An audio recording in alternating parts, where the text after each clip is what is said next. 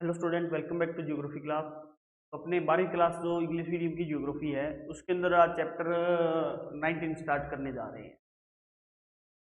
तो देखिए स्टूडेंट्स, अपने जो है अभी जो सिलेबस है बोर्ड ने वो दिया है, उस सिलेबस के अंदर अपने अगर पार्ट बी की बात करें तो पार्ट बी में जो है कुछ यूनिट्स जो हैं उनको डिलीट कर दिया गया है। जैसे अपने 13-14 लेसन हो गया, 13-14 लेसन के बाद में नेक्स्ट जो यूनिट आ रही थी 16, 17 और 18 लेसन जो अपने रिसोर्सेज से रिलेटेड थी, वो रिसोर्सेज की जो यूनिट है उस सारी यूनिट को डिलीट कर दिया गया। एंड उसके बाद में अपने जो एग्रीकल्चर से रिलेटेड जो यूनिट थी, एग्रीकल्चर एंड केमिकल एग्रीकल्चर, उस यूनिट को भी डिलीट कर लिया गया है। उसके बाद अपने जो यूनिट आती है वो उद्योग जो यूनिट है ये आती है इंडस्ट्री वाली, ठीक है। तो ये यूनिट जो है ये रखी गई है। इसके बाद में फिर अपने जो यूनिट आती है इसी पार्ट बी के अंदर, तो प्लानिंग है एंड सस्टेनेबल डेवलपमेंट जो है से रिलेटेड जो यूनिट है उस यूनिट को भी डिलीट कर दिया गया है बोर्ड के। तो अपने जो है जो चैप्टर 19 जो है इंडस्ट्री, ये जो यूनिट है अपने पढ़ेंगे कि मैन्युफैक्चरिंग इंडस्ट्री जो है इससे रिलेटेड। तो अपने इंडस्ट्री की बात करेंगे तो इंडस्ट्री की बात करें तो इंडस्ट्री का अपने भारत में बात करें तो इंडस्ट्रियल डेवलपमेंट इन इंडिया, सबसे पहले अपने इसको पढ़ते हैं industrial industrial development in India. Industrial जो डेवलपमेंट है इंडिया के अंदर वो कैसे रहा।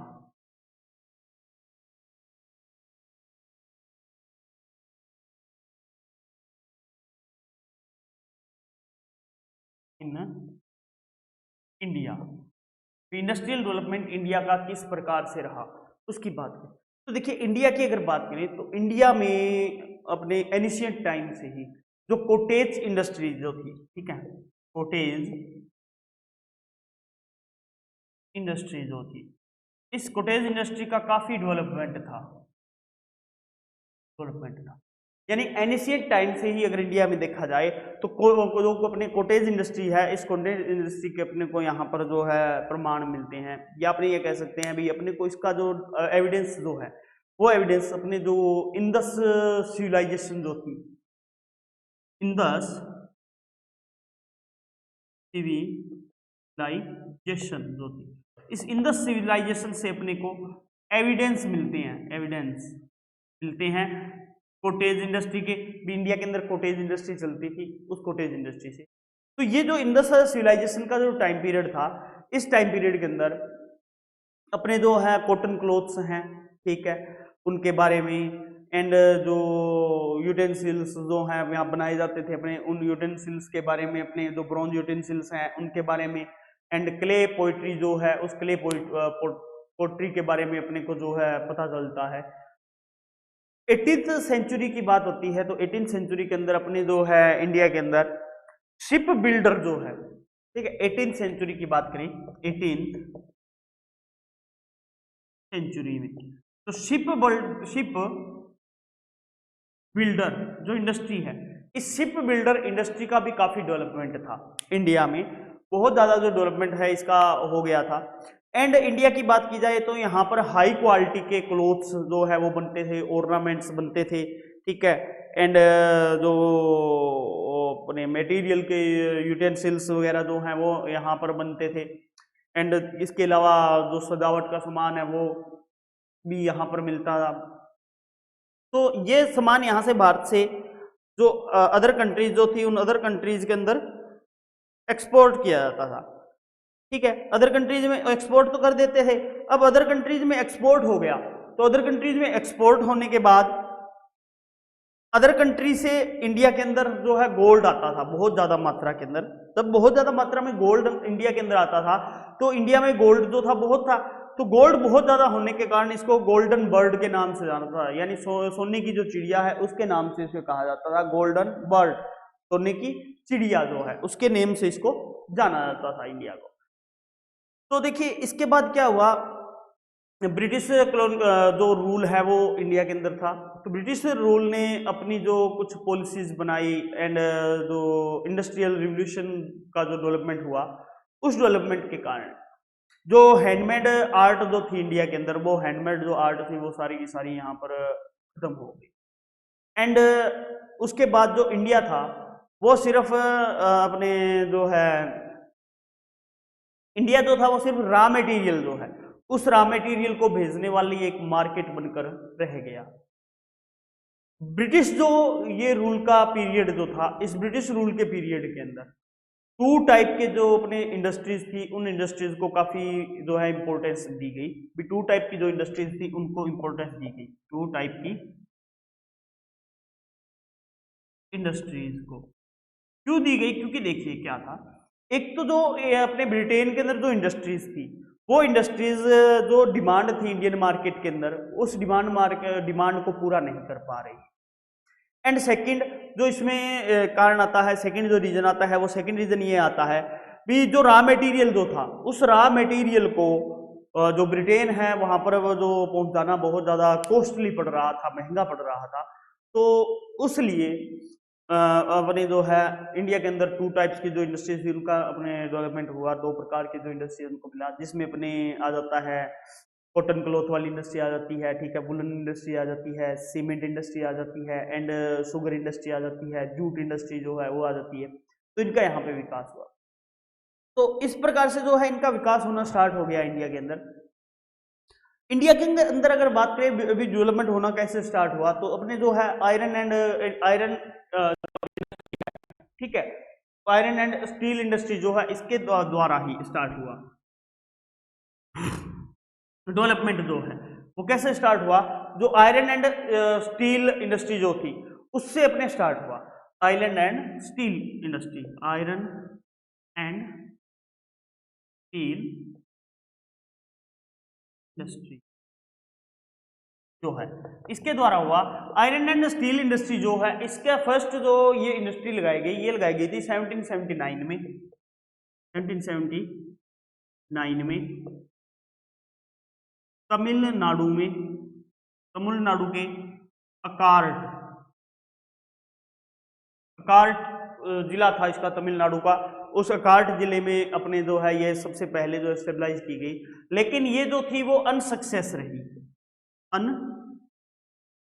सक्सेस जो है वो रही है, अनसक्सेस रही, यानी सक्सेस नहीं हो पाई है। तो अनसक्सेस होने के कारण या अनसक्सेसफुल जो है वो एफर्ट जो है वो ये आता है। एंड अपने इंडस्ट्री की अगर बात करें आयरन एंड इंडस्ट्री की, तो फर्स्ट सक्सेसफुल जो अटेम्प्ट किया गया, फर्स्ट सक्सेसफुल अटेम्प्ट जो है, अटेम्प्ट जो किया गया वो अटेम्प्ट, फर्स्ट अटेम्प्ट इसका जो किया गया वो 1872 में किया गया। 1872 में, 1872 के अंदर कुल्टी इन बरनपुर, कुल्टी इन बरनपुर, कुल्टी इन बरनपुर जो है उस कुल्टी इन बरनपुर के अंदर 1872 के अंदर अपने फर्स्ट जो है सक्सेसफुल अटेम्प्ट जो है आयरन एंड इंडस्ट्री जो स्टील इंडस्ट्री है उसके अंदर किया गया। एंड ये जो कुल्टी बरनपुर वाली जो इंडस्ट्री है वो प्रेजेंट टाइम के अंदर भी अभी जो है वर्किंग कर रही है, अभी भी जो है ये इंडस्ट्री चल रही है। इसके बाद अपने बात आती है एल्यूमिनियम, एल्यूमिनियम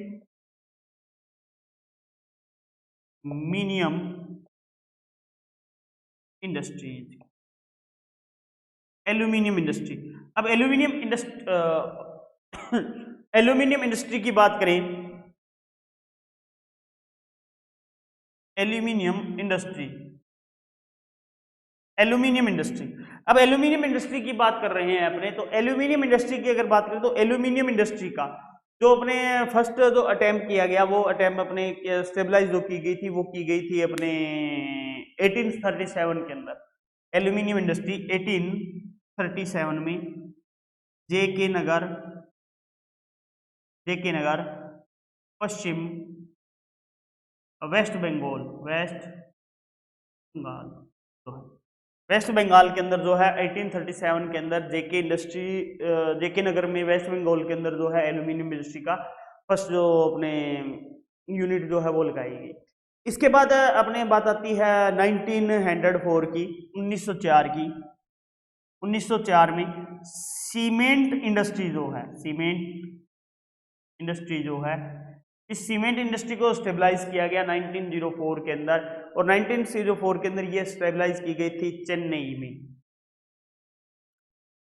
चेन्नई में की गई थी। ये अनसक्सेसफुल थी, unsuccessful.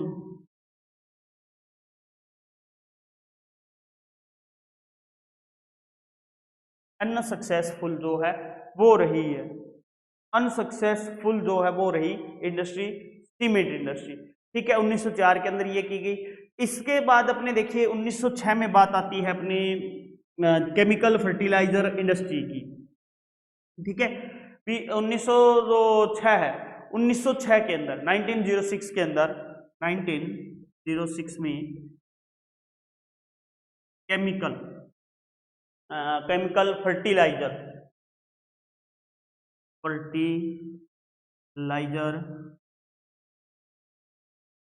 Industry, chemical fertiliser industry आती है।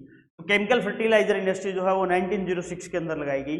लगाई कहाँ गई थी? रानीपेट तमिलनाडु में।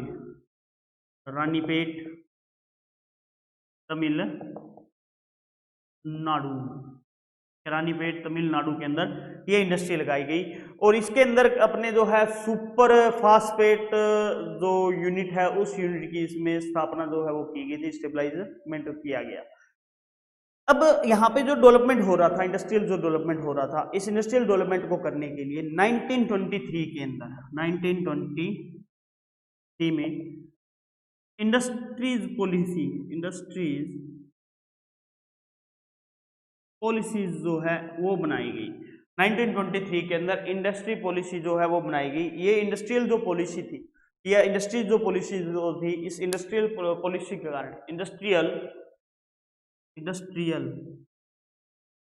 पॉलिसीज, तो इंडस्ट्रियल पॉलिसीज जो है ये बनाई गई 1923 के अंदर। पॉलिसीज ये जरूर बनाई गई, क्यों बनाई गई? इसलिए बनाई गई, देखिए जो अपना मेन इसका एम था वो था अपने जो इंडस्ट्रियल डेवलपमेंट जो था, उस इंडस्ट्रियल डेवलपमेंट को करके वर्ल्ड के अंदर जो वार की कंडीशन जो थी, उस वार की कंडीशन से बहुत ज़्यादा मात्रा के अंदर अपने लाभ प्राप्त करना जो है, इसलिए ये बनाई गई थी। एंड जब ये 1923 के अंदर इंडस्ट्रियल जो पॉलिसी बनाई गई, तो इस पॉलिसी के कारण मैनी टाइप के जो इंडस्ट्रीज थी उनको स्टेबलाइज किया गया। स्टेबलाइज करने के बाद उनको चलाया गया। लेकिन बाद में क्या हुआ, अपने देश का जो है विभाजन हो गया। तो देश का जब विभाजन हुआ, तो देश के विभाजन होने के कारण इंडिया की जो इकोनॉमी थी, उस इकोनॉमी के अंदर काफ़ी अपने को नुकसान हुआ। तो इस प्रकार से जो ये जो है आगे चलती गई। आगे बात आती है अपने इसमें जो इंडस्ट्री की, वो आती है अपने शिपयार्ड इंडस्ट्री या शिपिंग इंडस्ट्री आती है। तो शिपिंग इंडस्ट्री जो है, उस शिपिंग इंडस्ट्री की स्टेबलाइजमेंट 1941 के अंदर हुई। 1941 में शिपिंग इंडस्ट्री जो है ये लगाई गई 1941 के अंदर। विशाखापट्टनम के अंदर ये स्टेबलाइज की गई, जो अपने की गई। नेम इसका रखा गया था Hindustan ship yard industry. Hindustan ship yard industry जो है, इसके नेम से इसको यहाँ पर स्टेबलाइज किया गया विशाखापट्टनम के अंदर। और विशाखापट्टनम में ये जो है यूनिट लगाई गई और आगे करने लगे। इसके बाद में अपने जो आती है वो पेपर इंडस्ट्री आती है। पेपर इंडस्ट्री जो है, इसकी फर्स्ट मिल जो अपने फर्स्ट जो यूनिट पेपर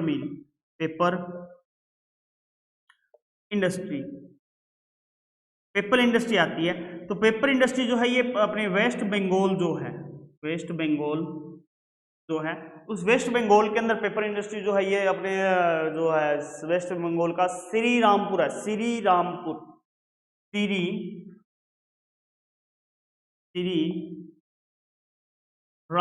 जो है उस श्रीरामपुर में लगाई गई। पर श्रीरामपुर में लगाई गई ये भी अनसक्सेसफुल रही। 1879 के अंदर लखनऊ में, 1881 के अंदर टीटागढ़ पश्चिम बंगाल जो है, उस पश्चिम बंगाल में भी इनको स्टेबलाइजमेंट किया गया। एंड कॉटन जो क्लॉथ थी, कॉटन इंडस्ट्री जो थी, उसकी अगर बात करें तो कॉटन इंडस्ट्री जो है वो 1818 में कॉटन इंडस्ट्री। 1818 में फोर्ट ग्लास्टर कोलकाता जो है, कोलकाता जो है कोलकाता के अंदर लगाई गई। फोर्ट ग्लास्टर 1880 के अंदर फोर्ट ग्लास्टर कोलकाता में इसको स्टेबलाइजमेंट किया गया। ये जो थी 1818 के अंदर जो लगाई गई, ये अपने अनसक्सेसफुल रही इंडस्ट्री। एंड 1854 के अंदर 1854 की बात आती है। 1854 में डाबर जो थे, उन डाबर के द्वारा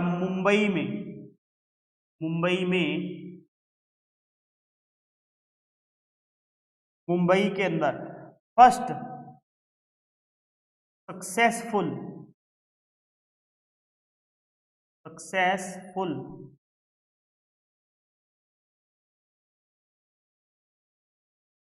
इंडस्ट्री जो है वो लगाई गई। यानी फर्स्ट जो सक्सेसफुल इंडस्ट्री जो लगाई गई वो अपने लगाई गई थी 1854 के अंदर डाबर के द्वारा।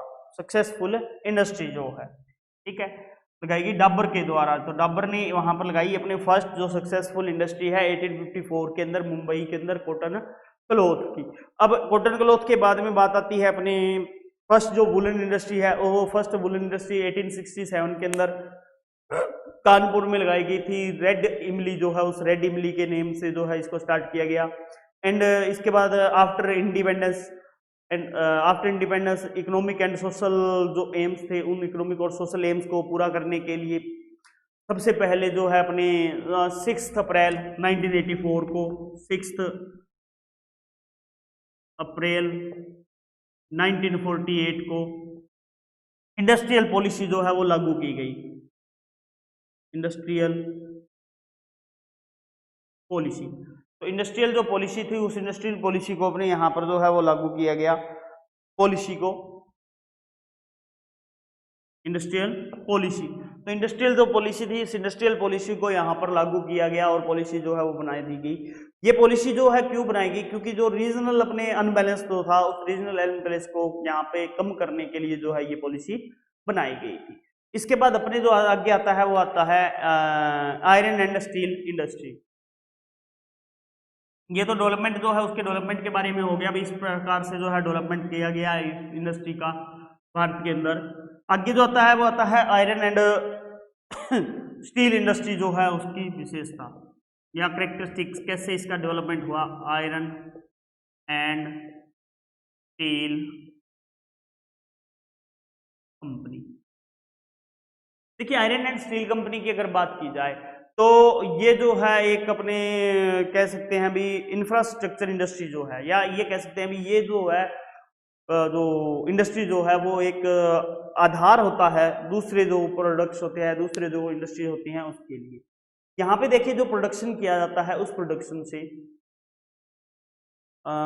अदर सभी प्रकार की जो गुड्स है, थिंग्स जो हैं, उनका फॉर्मेशन जो है वो किया जाता है। उसके फॉर्मेशन के लिए जो ये इंडस्ट्री है वो एक मेन बेस है।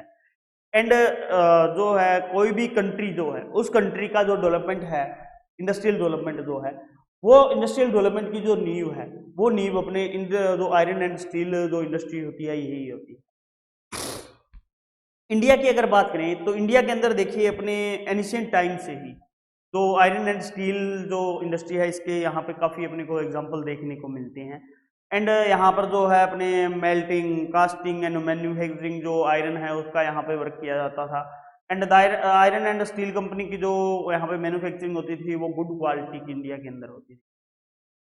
कुछ अपने हिस्टोरिकल एविडेंस मिलते हैं, उन एविडेंसों के आधार पे अपने अगर देखा जाए तो इंडिया के अंदर काफ़ी यहाँ पर जो लोहा अपने आयरन जो था उस आयरन की क्वालिटी जो है वो काफ़ी गुड यहाँ पे मिलती है। दिल्ली जो है, दिल्ली जो है, उस दिल्ली में कुतुब मीनार जो है, उस कुतुब मीनार के पास में आयरन पिलर जो है, उस आयरन पिलर जो है, उस आयरन पिलर को अपने ये कहता है अभी एक बहुत बड़ा एविडेंस है कि आयरन का जो इंडिया के अंदर पाया जाता था या आयरन वर्क जो होता था उसका एक बहुत बड़ा एग्जाम्पल सामने है। क्यों है? क्योंकि देखिए वो आयरन पिलर जो है वो आज से लगभग 1700 ईयर पहले का बना हुआ है और अभी तक उसके ऊपर जो है जंग नहीं आई है, यानी खराब नहीं हुआ है वो पिलर और कोई भी उसके ऊपर इफेक्ट नहीं पड़ा है। तो इस टाइप की जो अपनी गुड क्वालिटी थी वो यहाँ पर मिलती थी। तो अपने देखिए इंडिया का जो आयरन का है, इससे आयरन के बाद अपने जो पर्शियन आइलैंड जो थे वहां पर जाते थे, तो वहां पर तलवारें वगैरह बनाने के लिए भी जो इंडियन जो आयरन था इसका उपयोग किया जाता था।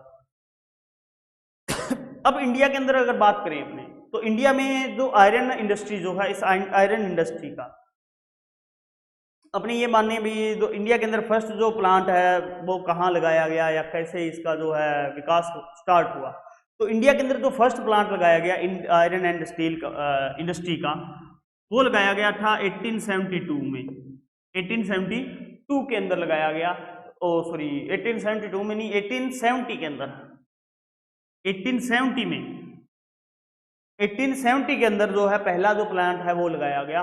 ये प्लांट जो लगाया गया वो, उसका जो नेम था वो था Bengal iron, Bengal iron iron and workers. Bengal iron and workers जो है, इसके नेम से ये जो है इंडस्ट्री अपने फर्स्ट जो स्टेबलाइज की गई, बंगाल आयरन वर्कर्स। एंड ये लोकेटेड कहाँ थी? लोकेटेड कुल्टी बर्नपुर, ठीक है, कुल्टी बर्नपुर के अंदर जो है ये लगाया गया। यहाँ पे जो प्रोड्यूस किया जाता है मेनली वो अपने जो स्टील इंडस्ट्री के अंदर, वो कास्ट आयरन जो है, कास्ट आयरन, कास्ट आयरन जो है, इस कास्ट आयरन का यहाँ से प्रोड्यूस किया जाता है। इसके बाद अपने मॉडर्न अगर देखिए, मॉडर्न ये कहा जाता है भी, जो modern tradition in iron and steel company जो मिलता है अपने को, modern tradition of iron and steel company. तो मॉडर्न जो अपने आयरन एंड स्टील कंपनी का जो अपने उदाहरण मिलता है वो मिलता है जमशेदजी टाटा द्वारा। मीन्स भी जो जमशेदजी टाटा जो थे, उन जमशेदजी टाटा ने 1907 में 907 में साकची प्रेजेंट जमशेदपुर,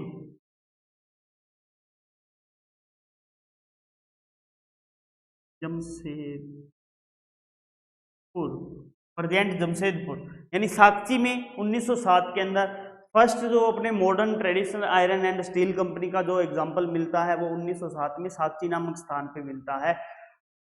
तो आधुनिक यहाँ पे एक modern iron and steel company का यूनिट लगाई गई जिसका नाम था Tata iron and steel company, TISCO, TISCO लगाया गया, Tata iron and steel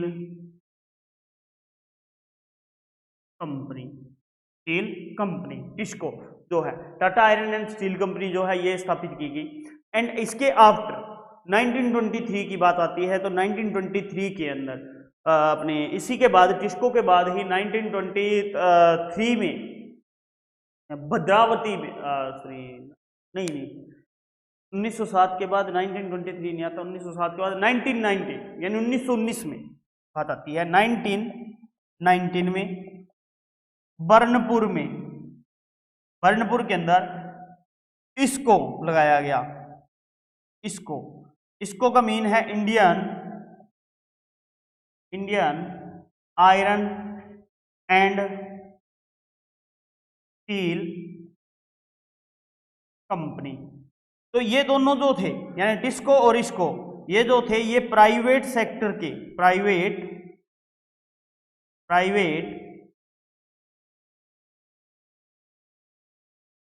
sector के, प्राइवेट सेक्टर की इंडस्ट्री थी, प्राइवेट सेक्टर की इंडस्ट्री थी टिस्को और इसको। इसके बाद में 1923 की बात आती है, 1923 की। तो 1923 के अंदर भद्रावती जो प्लेस है, उस भद्रावती प्लेस के ऊपर Visvesvaraya iron and steel company जो है उसकी अपने स्टेबलाइजमेंट की गई 1923 में।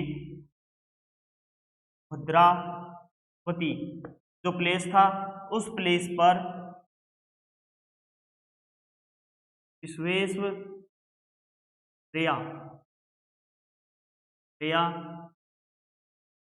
आयरन एंड स्टील कंपनी, जिसको कहा जाता है मिस्को। मिस्को, ठीक है, आयरन एंड स्टील कंपनी जिसको कहा जाता है मिस्को, इसकी अपने स्टार्टिंग की गई। और ये जो स्टार्टिंग की गई तो ये जो थी फर्स्ट